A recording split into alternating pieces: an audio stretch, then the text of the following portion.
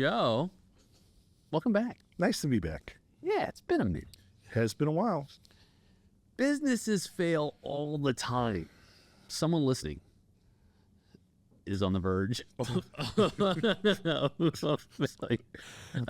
Why did we just laugh at I know, right? That's really morbid. No, because someone listening is maybe not on the verge of failure. Someone listening is in a place where they don't want to fail. I think maybe the laughter comes from knowing going into this conversation that a lot of the things that happen that makes a business fail are avoidable. Yes. And they're so stupidly avoidable that it's amazing that it still happens. So here's some reasons based on that why Can't wait. businesses fail. Some statistical analysis. 82% of businesses fail due to cash flow problems. It's a high. I mean, that's massive. Does that surprise you at all? The word cash flow, I probably say more often every day than any other word. Yeah. In fact, when I used to teach in person some business courses at a university, and the very first word, compound, on the board I would write would be cash and flow with a hyphen.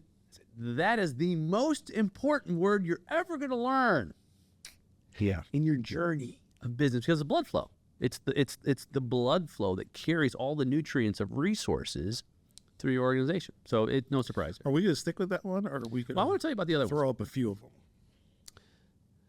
Poor business planning. Number 2, 78% of small businesses fail because they lack a well-developed business plan, which is interesting because we talk about this. Like some businesses are like, no, I didn't have a plan. I just did something and I'm a millionaire now. Yeah. But those people. Yeah, but the other 78% went out of business. Yeah. Because there is something to plan. Maybe we'll broach it. Number 3, lack of market need. This is one that we can have a lot of fun with. 42% of startups fail because no one wants what you're dealing. And we can come up with some examples of that, I'm sure, later. Yeah. You can't just take two things people like and join them together. I'm just thinking of the piano necktie. That's what I'm thinking of. Man, I mean, it was a hit for a minute. You ever see Zoolander? I invented the piano necktie. All right. Anyway, number 4, pricing and cost issues. 29% of businesses fail because they run out of cash due to pricing issues. They just don't. I've actually faced this in some of the courses I've taught too, where the students have written the business plan, then we get the financials, and we get the financials like, oh crud, I'm losing money with every single sale. Nate, professor, can we do finance in the beginning of the class? Because I'm not starting this business. I can't make any money. But it's true. Pricing. I had pricing issues. Maybe we'll talk about that later. The more you sell, the more you lose program is real bad. Yeah. For a business. No VC in that. Number 5, competition. 19% of business fail due to being out-competed, a lack of differentiation, or a failure to keep up with industry trends can make it can make it impossible, let's say that, for businesses to survive against stronger competitors. Mm-hmm. So there's lots of examples on the way. That, like, I would like if things changed where that was number 1, where competition was number 1, because competition is healthy. It sometimes creates a better product, creates a better service. Innovation, yep. It would be great if someone went out of business because they just weren't treating the customer good enough. You know what I mean? Instead of, oh, you don't like biscuits and computers? I mean, it's just a bad combo. Yeah, especially when you put, like, syrup on your computer by accident. It's just a mess. Yeah. We're in a weird mood today. We are. It's Friday.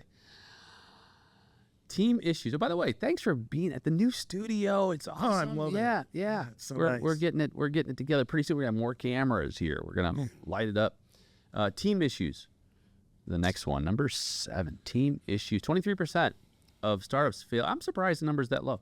Startups fail because they don't have the right team in place. It's like, how do you get to the championship? Yeah. Unless you don't have a team-based business. And maybe you don't fail because you don't have the right team. Maybe you just never get to the championship, right? Yeah. Yeah.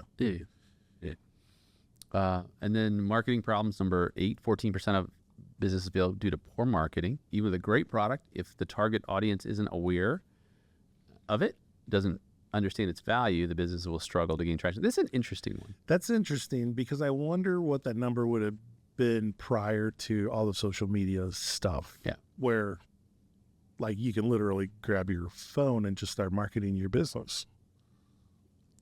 That was unheard of, before that. That seems like it's way low because of that. I'm probably wrong, but it just seems like it. A couple more. They don't have statistics, economic failures, downturn, recession, so on. Stuff outside of your control. Right, totally. Regulatory, legal challenges, again, outside of your control. So of the ones that are within your control, which we want to talk about? Oh, you pick. Let's start with cash flow. Yeah, cash flow. Because if we're going to spend a little time on it, this is the one.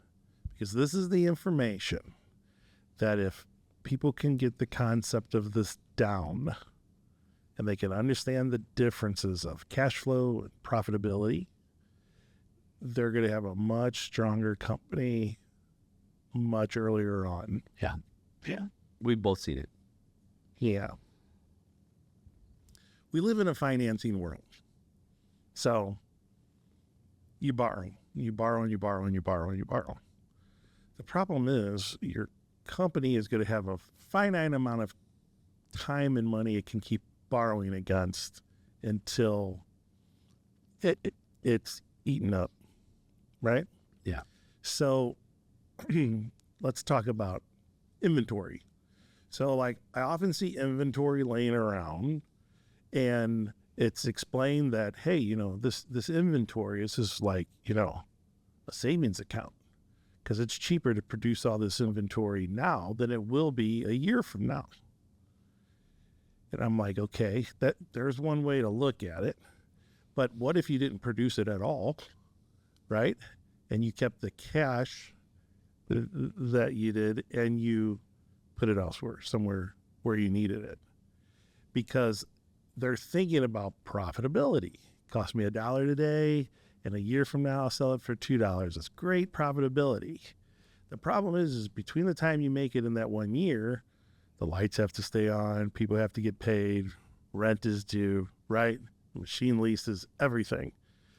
That piece you sell or don't make is more valuable in the short term than it's going to be long term, right? Because if you don't have an appreciating asset, you're losing money.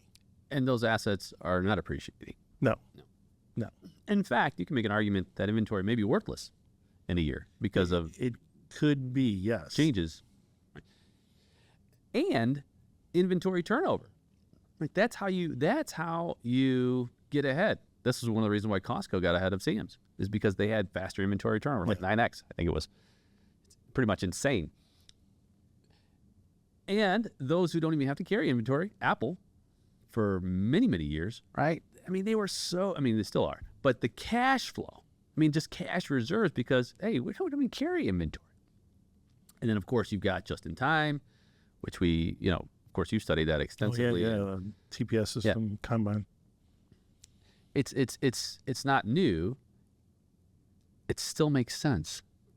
And so businesses say, especially those who do carry inventory, you need to take a step back and say, okay, well, how much of this? It's not a savings account. In fact, you can make the argument and say it is a savings account. That is in an account that could be losing money every single day. Mm-hmm. Yeah. And the thing about that too is, like, from a tax perspective, that inventory that you purchased with profit, you still have to pay tax on it. People don't realize that. They say, "Oh, I bought some inventory. I bought $100,000 worth of inventory. My tax bill is going to be zero." I'm like, no, not exactly. You still pay tax on $100,000 until you get rid of that inventory. Yeah. Yeah, it's really hard to overcome that profitability mindset. Because let's say your business starts small. Let's say you haven't raised a ton of capital and you're trying to build a behemoth. Let's just say, you're a guy in his garage and you're putting a widget together, right? Well, when you make your first few sales and you're like, man, someone paid me 3 times what it cost me to make this, you get profitability blindness, right?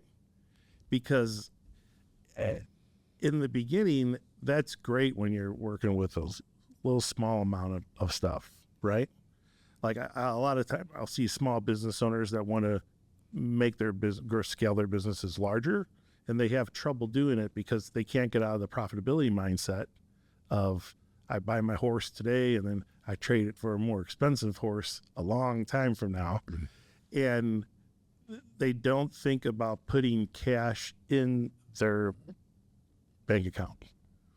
And oddly enough, they'll go to apply for a loan or something, and they're super surprised that the banks our financing companies look at their cash flow as their number one thing that they look at, right? And if you're not cash flowing, they don't feel that their loan will be protected. It's going to be even harder to do that. And that coming from, your experience in the banking industry. Yeah. And people forget about that in the financials. They think, oh, your profit and loss and balance sheet. Of course, most business owners can somewhat read their profit and loss to an extent, right? They understand, these are my expenses, these are my costs, this is my net profit. Generally speaking, most of them have trouble really deciphering a balance sheet, which is understandable because it's more complicated. I would even go so far as to say the overwhelming majority of them don't even know what a statement of cash flows is. Like, that's like the third layer. Like, when we look at accounting and financials, we look at profit and loss statement, balance sheet, statement of cash flows. And in that order of review, the last part being, as you said, it's your ability to repay. It's your ability to fund your business. What is your cash flow? And so if you're not taking a hard look at that, you're missing a very important piece of the equation. Mm-hmm. A stumbling block too for companies who do R&D work, a lot of R&D work. And if you're not cash flowing, stop doing R&D work. Because the better mousetrap that you build tomorrow by the amount of money that you spend on R&D, if you can't sustain your business because you're bleeding it through that, I would say stop and focus on what you entered the market with, right? And make an improvement on that instead of reinventing something. And that sounds like a, no duh moment, but like I see it all the time happening. And I'm like, wow, like you guys have hundreds of thousands of dollars into this, and you're floating cash into your business out of your personal account every month. That's another, besides the profitability mindset, the R&D mindset for some people are like, well, we're going to revolutionize the market. We're going to really disrupt it with this new, and they're usually out of business in a few months because R&D eats up so much money, and it shows no profit while you're doing it. The profit all comes later, and then you got to make it up before you can earn it, right? Yeah. You may not be a big fan of big pharma, but they truly have mastered that approach. Mm-hmm. Their cash cow is their current market offering, which funds a massive R&D, and looking at, hey, well, what's next? But how much Tylenol, is sold every year, so that we can look to the future. I mean, you have to have a base. You have to have Your heartbeat. Yeah, your heartbeat. Right. Yeah. But sometimes you're right. Sometimes organizations will miss the forest for the trees and say, Sometimes you just got to look at a business owner and say, hey, what is it you do great? Yeah. Like, you're getting out of pocket here, because what happens is people will chase the next shiny object, right? You chase the next shiny object, and you'll suffer for it. So if you're a business right now that's in trouble, look at what made you who you are right now and go back and focus on that. Like, really take a hard look at what you do great, right? Like, if you made the best burger in town and you hear like that there's huge margins in chicken, and you're trying to make the next best chicken sandwich and you're suffering, maybe go back to your burger. Yeah. That heartbeat, that blood flow, that cash flow. Because you have mastered efficiencies in that area. For example, in our tax division, there's certain kinds of tax returns we do very well, because we've repeated that process. Muscle memory for 3 decades. And then you get these one-offs.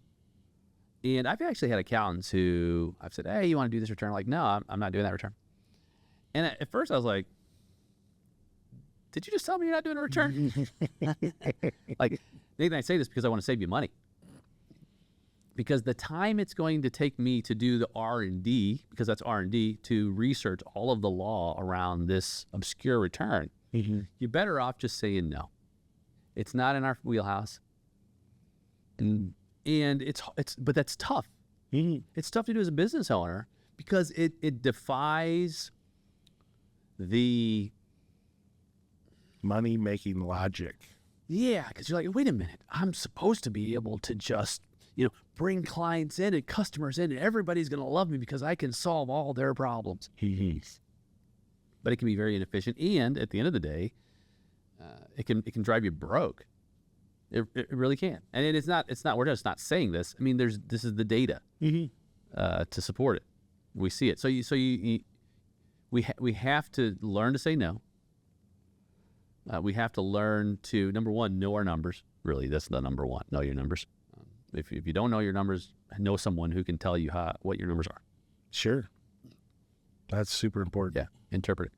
And then be able to, my son, who's a aspiring entrepreneur, he remembers a statement that I told him years ago about how much money you need.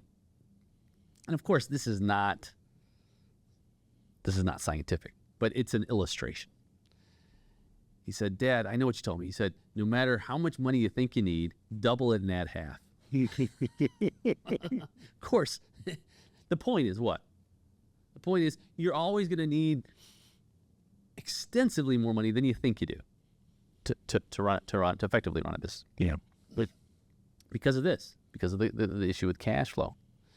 And I think that's sobering. I think the idea is to sober the business owner, slow it down,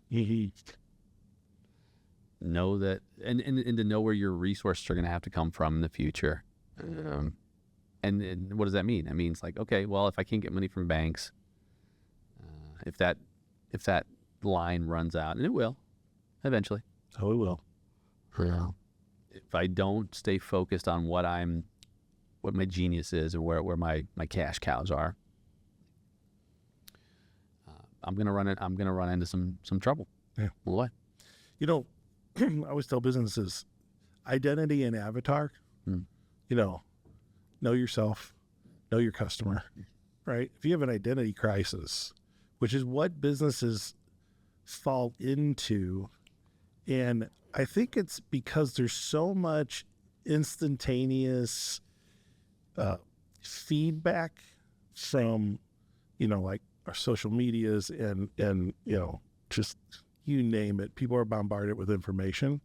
As soon as that shiny object comes through, that message comes through, people feel the need to chase it, right?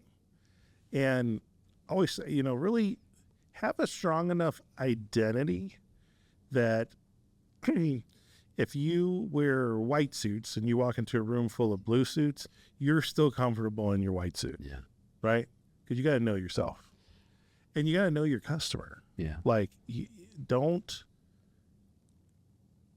move away from the people that got you there because you're trying to bring in all these other people that really may not be the right people for your product. Yeah. And we have witnessed over the last few years billions in losses over not defining who your Yes, and I'm glad you brought having that an up. identity crisis. I'm glad you brought that up because it's not just small and medium-sized business that misses it. It's large, institutional corporations, and we've had some conversations on the show about gaffes and look at Budweiser and other companies and who have had to recoil and say, oh my goodness, we are losing massive market share because of we've lost touch with who got us here, and we need to pivot. We need to refocus our efforts on that. It's remarkable. You know, that's another conversation for another day. But it still boggles me, Joe, that you have some very smart people, I would say, in the C-suite of these organizations. It's like it's pretty commonsensical in some ways, but it's missed. It's missed. And you can have a business you can go out of business at any stage of the organization, whether it's small, medium, or large, with these same mistakes. Yes. And that's, I think, kind of why we chuckled in the beginning, because this doesn't just mean, you know, a mom and pop shop. You know, the huge corporations will make the exact same mistake. Right. The only difference is how long it takes you to go out of business. Right. Yeah. You know, one fails way sooner than the other one, but you're still failing, right? And they're avoidable, but like you said, companies lose touch with who they are. Yeah, and I think identity, understanding cash flow over profitability, and who your customer is. If you were to make a 4-post chair, those would be your 4 posts. Know yourself, know your customer, understand profitability, and realize cash flow, right? You're going to have a pretty solid foundation to move forward, even if you do other things wrong, right? You're going to make everyone makes mistakes. You're going to make mistakes along the way, but if you can just make that your foundation of your business, you have a much better chance than this other 80% of businesses that fail. Oh yeah, it's remarkable. And even just the first two, knowing yourself and knowing your customer. I've said it like this, and it's like, do I know what my customers want and need? This is actually out of the Rockefeller Habits. Great read. Do I have the capacity or capabilities to meet those needs? And then the third is, do I stand out in the crowd? You know, these are important questions to ask. There's a lot of other questions. But to speak to the first ones, okay, do I know what my customers want and need? I mean, that's like, just stop there. It's so simple.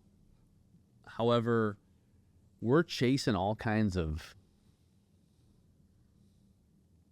I don't know why the waterfalls is coming to my head. Go chasing waterfalls. That's a song, right? But knowing that and staying true to it, there's clarity in that. There's great clarity. And of course, as you've always said, there's power and clarity. So and that impact, you say, well, what does that have to do with cash flow? It has everything to do with cash flow. Because it makes a very succinct and direct line between you and your customer. And that's, as far as efficiencies go, Inefficiencies lead to cash flow problems. They can. Efficiencies stay congruent. So that's that efficient connection. Plus, knowing that you're connected with your customer in that way, there's an opportunity for premiums, which will increase cash flow. In other words, you've heard this, the riches are in the niches. When we identify our avatar and we say everyone else is not our avatar, but this one type of person, one type of customer, whatever it is that particular service or product is, we do this so exceptionally well that when we connect, we are locked in, and your experience is going to be exceptional. There's not only is there a connection, but the relationship becomes, there's a premium on that relationship, and we see it all the time. Whether it's your premium is there's an increase in margin, I can charge more because I'm the unique specialist in this area, or there's a premium in that you're not going anywhere because no one else can solve this problem quite like us, like Amazon, right? Who else can you press a button and 4 hours later, whatever it is you press the button on is at your doorstep? No one. Now maybe at some point that'll change. And Jeff Bezos himself has said eventually Amazon will be obsolete because someone will have disrupted us. That's a pretty humbling statement to make, but the point he's making is, but until that time comes, we're together. We are nobody. The way he says is nobody wants to get anything slower and more expensive. You always want faster and cheaper. But he understands that it's so simple. He understands it. And look at Amazon's cash flow. Pretty good last time I checked. Yeah, doing well. Two points coming off of that. I don't want anyone to hear us say sometimes as a business you don't have to reinvent yourself, because we know plenty of success stories where there's a failing business, they reinvent themselves. That's not what we're talking about. We're talking about some fundamentals here that keep you in business, like so you don't become this statistic. The other part of like what you were touching on, and I don't know how I want to say it. When you're in a niche business, and this is where you've made your business plan and you're heading into this, right?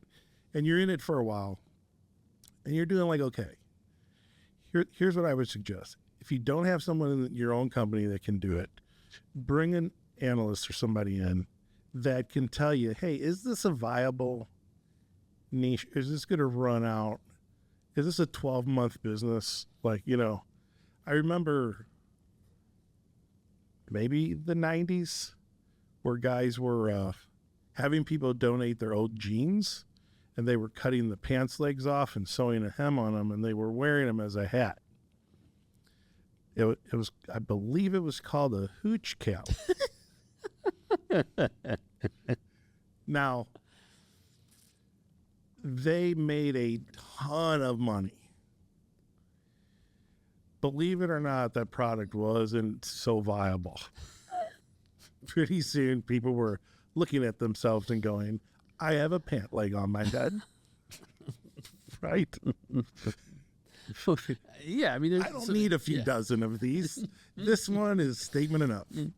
Now, those guys are probably super successful today. I don't something else. I don't remember the details of it. My point is, if someone had come in and looked at that, like bringing someone from the fashion industry or some kind of analyst that's really good in that, they might tell you, hey, look, this is going to be a hard press run. Make as much as you can because you're going to be out of here in a year, right? So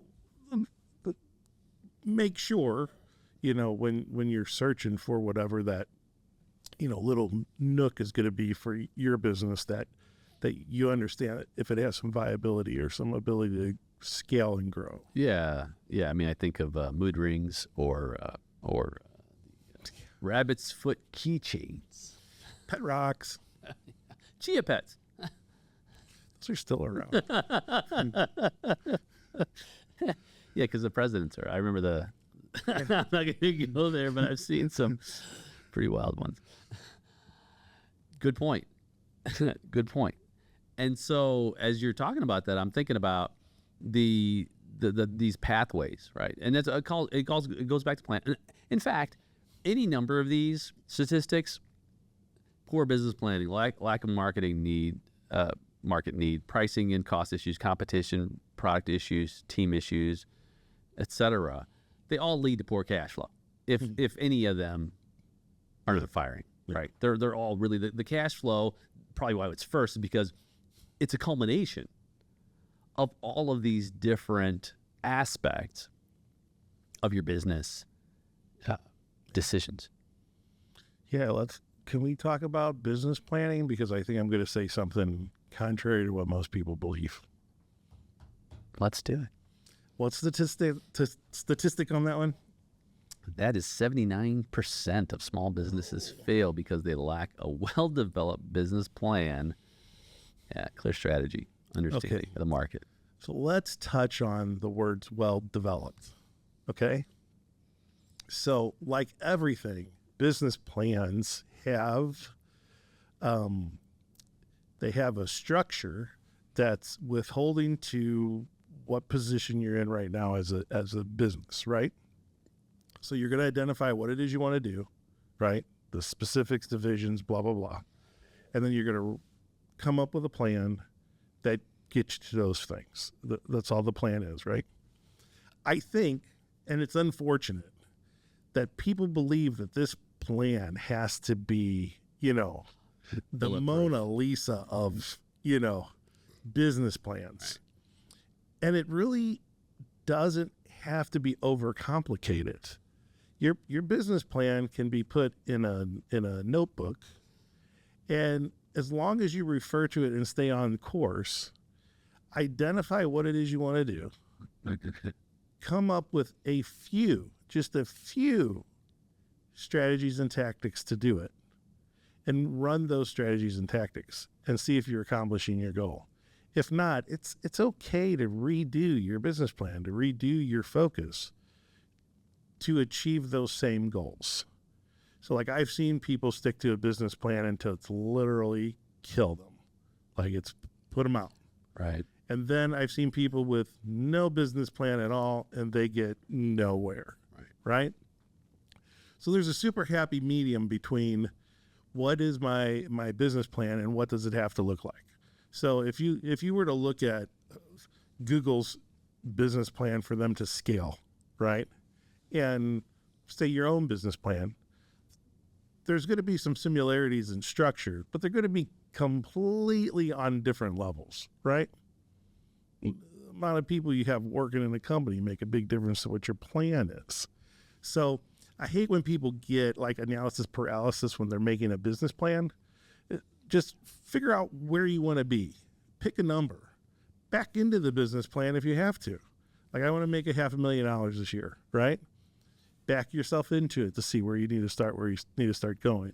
A technical business plan is great, but too often, too many times, people feel the business plan is going to keep them from making mistakes, and it's not. You're going to make mistakes even following your business plan, right? That doesn't make it a bad plan. It's just maybe you revamp it a little bit. Yeah. Maybe you structure your goal setting or your KPIs a different way. But don't not do it because you think it's too difficult to do. It doesn't have to be super complicated. A business plan is nothing more than what ideas do I have to get me where I'm going. Yeah. And that's it, right? Yeah. Now you can include all your financial structures and everything in there and whatever. But the basic part of the plan should be where do I want to go and how do I get there? Yeah, I mean, I taught a business planning class for years, and the way I like to describe it is the business plan is the primary result is to get you thinking. Is really get you thinking about blind spots. And you're not going to see them all, but if you ever watch the movie Around the World in 80 Days, you can have planning to get around the world in 80 days, but once you get to the next destination, guess what? There's going to be changes. Like, oh, well, this wasn't in the plan, because that's just life. Yeah. But what it does is it gets you thinking like, okay, who's my competition? How much money am I going to need? What's my product? Who wants it? What's the marketing? How many employees do I need? I love the concept, and we share this concept of where do I want to be and work backwards to get there. Right? Okay, in 10 years, I want to have a $10 million business. Okay, in 7 years, what does it need to look like? In 5 years, in 3 years, in 1 year, every 90 days in that year, weekly, daily, right? You work it backwards, and then you have fluidity to change with the changing circumstances. Yeah. And you're better off. And you're better off than of course, generally speaking, there's those anomalies. But generally speaking, you're better off than not doing that at all. Because then you're just going in blind. Mm-hmm. And it's not that you won't be successful. It just may take you a lot longer. I've been around, you've been around long enough to see businesses that have had to just fight it out for a decade and then some, mm-hmm. before the planning became it became more intuitive. They understood, okay, this is where the business is, this is where the industry is, and now I finally understand it enough to where I can make some moves that make sense. Mm-hmm. And struggling through for 10 years until you hit something, till you make it, that's okay.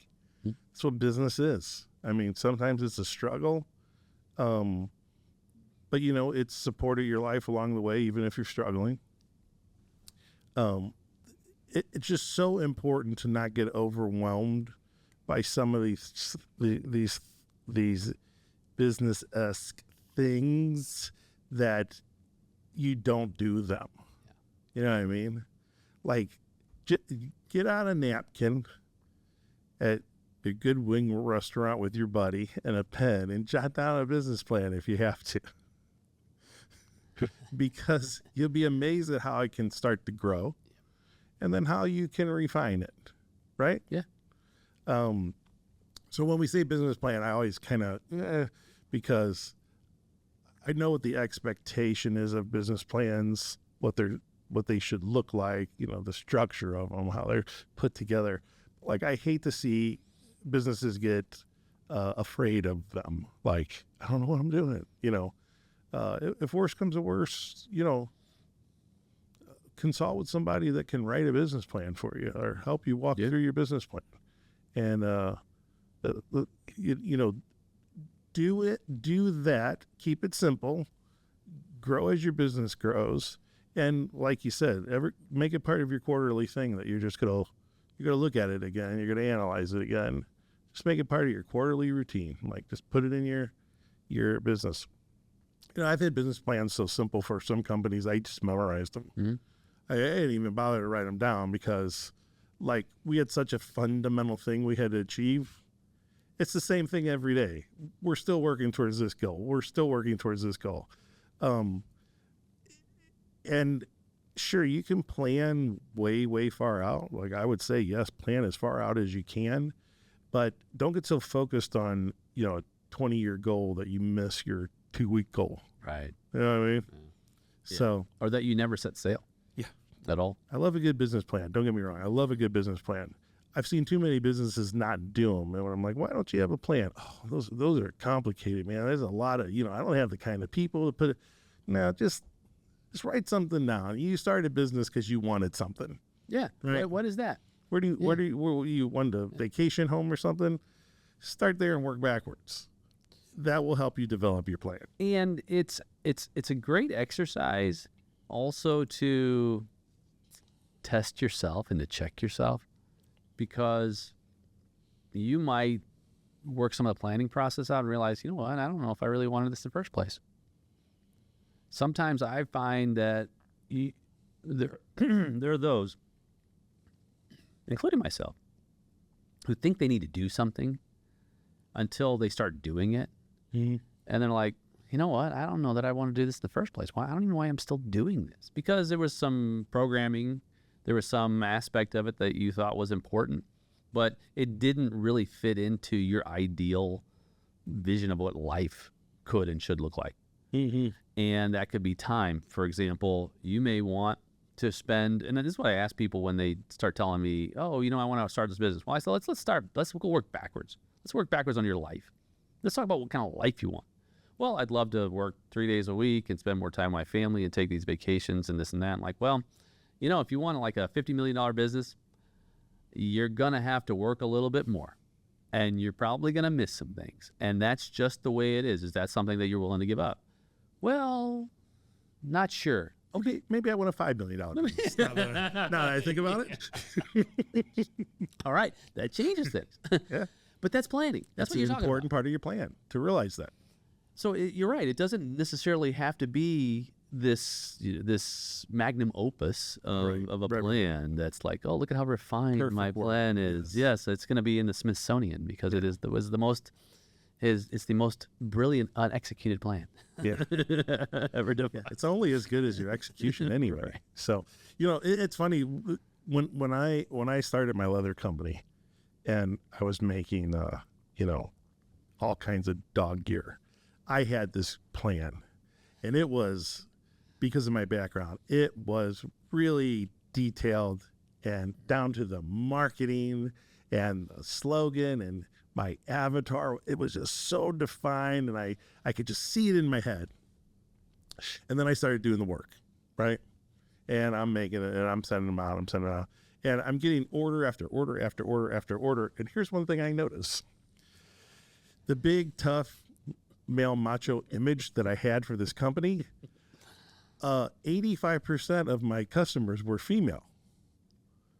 And now all of a sudden, I'm like, what just happened? Right? And I found that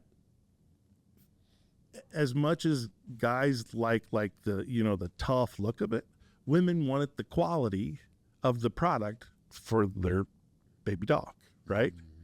And they gravitated towards a very high-end, strong, sturdy kind of thing. And it was just funny because I would be out and I'd see a guy like with a big bulldog, have these big spiked collars, and I know that's a $20 collar down at PetSmart or something like that.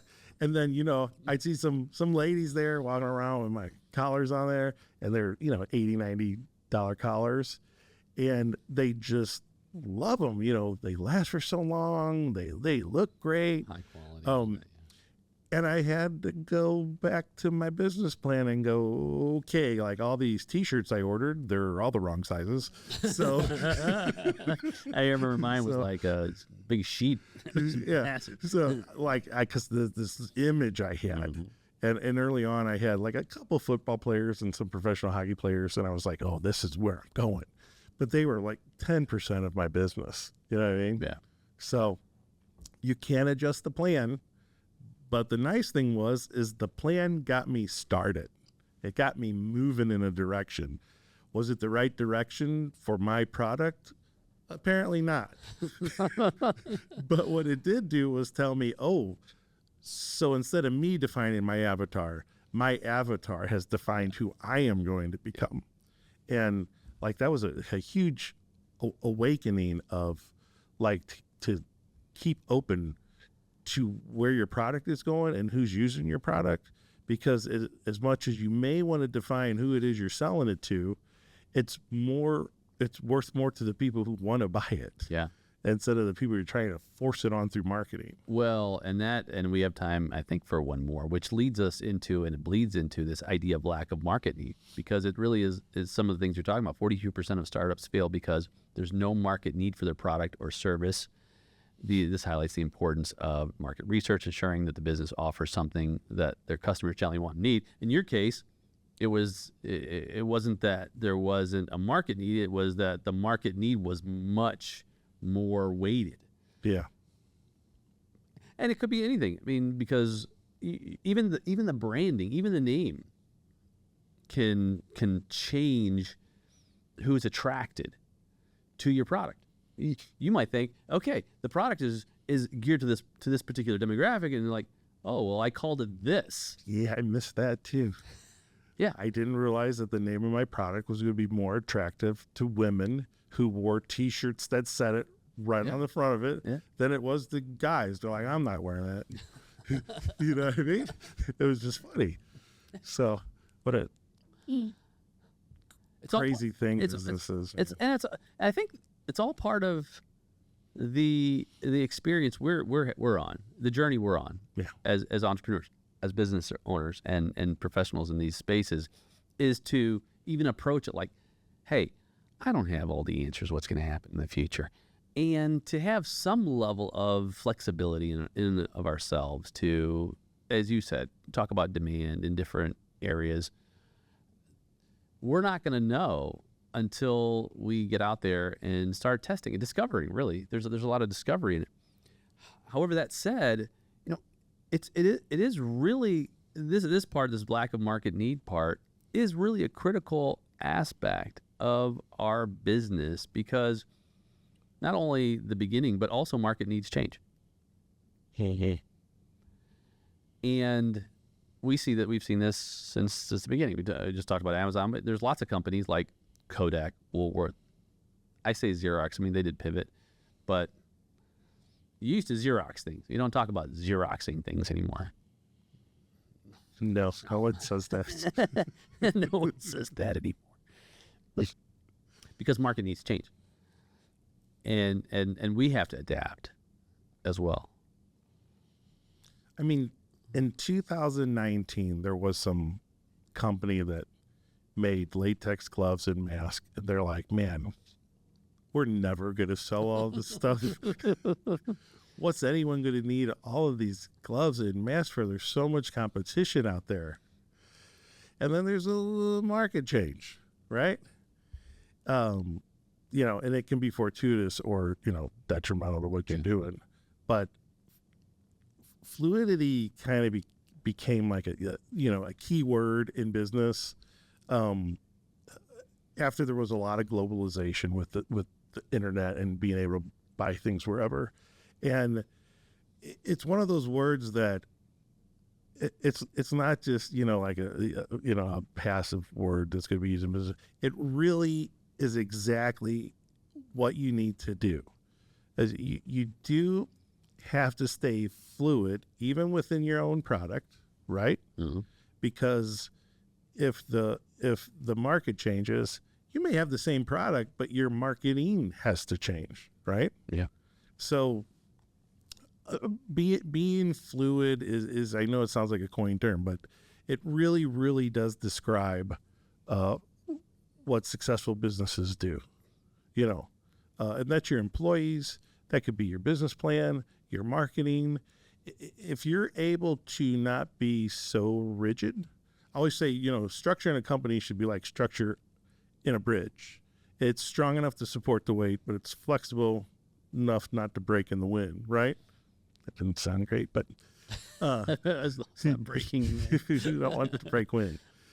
So a very descriptive but important word. I usually don't like, the coin phrases, but I think that's like so important, and to understand that and to set yourself up to be that is much different than just saying you are as a company. Because I hear a lot of companies, we're really fluid. And then I get in there, it's such a rigid structure. Like, I almost have to tear it all down and redo it. Yeah. But if you understand what that means, and your workers understand what that means, and your managers understand what that means, and you can really build that, that's a huge advantage. It is. Right? It is. And the trends and being aware, again, and I like the way you say either it's you or someone else, whether it's within your organization or an analyst or an outside consultant or firm, to focus on trends, focus on where trends are going, and not necessarily, again, don't stop doing what you do, Right. but have, that's part of foresight. Foresight is an important aspect of effective leadership. It's peering around the corner and saying, oh, you know what? I see these change. Some things you can't see. For example, like you said, 2020 COVID and all that. However, what do you do when that happens? So, for example, on our tax side, we were already doing DocuSign. It was very small, But we were kind of embracing it. As you would expect, Joe, after that, everybody was docu-signing. And so, of course, and I say, and there's other companies, but that was we use that firm. And Zoom, we never Zoomed, we never did video calls, Teams and Google Meet and all that. And that became, and so we embraced that method of serving our market need, because the market need changed dramatically. And so that became a hallmark. Like, we'll do that. And it actually made it better. We actually started having greater efficiencies. And then more business owners through that change. Some were busier than ever because of the need, increased need, such as latex gloves and whatnot. Some began to decline, restaurants and whatnot, for a while. And more of them needed planning services. They need to look ahead. Tax planning, strategic planning, entity optimization planning.